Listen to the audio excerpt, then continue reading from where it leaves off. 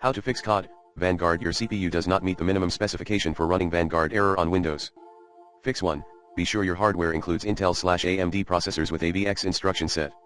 Google more info or upgrade your hardware if needed. Fix 2. Reboot your